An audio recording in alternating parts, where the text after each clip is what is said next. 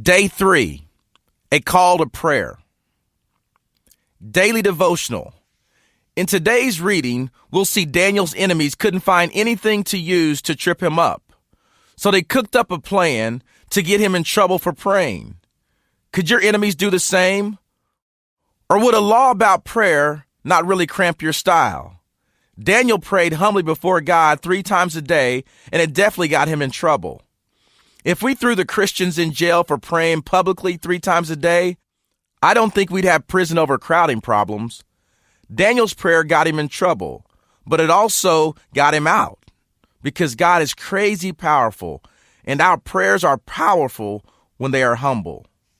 But how often do you see humility promoted in our world? Probably about as often as Daniel's world. Oh, we see plenty of people in the church claiming the virtue of humility. You know what I'm talking about, the people that walk around and say, I'm so humble. Give me a break. If you're humble, you don't have to let everyone know. Humility is not something that you do or say, it's the essence of who you are. True humility is distinctly different from false humility. True humility is about recognizing that all good and perfect gifts, talents, and successes come from God.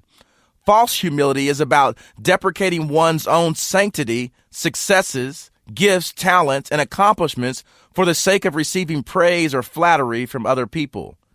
Daniel wasn't just a person of prayer, he was a man of true humility before God. Think of the integrity and the hunger you see in Daniel as he prays 3 times a day on his knees before God. He wasn't demanding anything of the Lord. 3 times a day, he humbly sought God out of his own need. When's the last time you got on your knees to pray? When's the last time you felt truly humble in prayer? Rather than just asking God for things, if it's been a while, you might want to try it. The Bible says it this way: humble yourselves before the Lord under God's mighty hand, that he may lift you up in due time. 1 Peter 5:6. Daniel did it 3 times a day on his knees. How will you do it today and over the next 3 weeks? Then the other administrators and high officers began searching for some fault in the way Daniel was handling government affairs, but they couldn't find anything to criticize or condemn. He was faithful, always responsible, and completely trustworthy. So they concluded our only chance of finding grounds for accusing Daniel will be in connection with the rules of his religion. So the administrators and high officers went to the king and said, "Long live King Darius!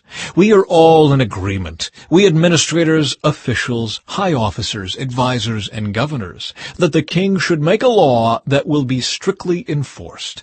Give orders that for the next 30 days any person who prays to anyone, divine or human, except to you, your majesty, will be thrown into the den of lions.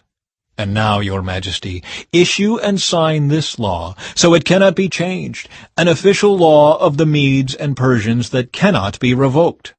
So King Darius signed the law.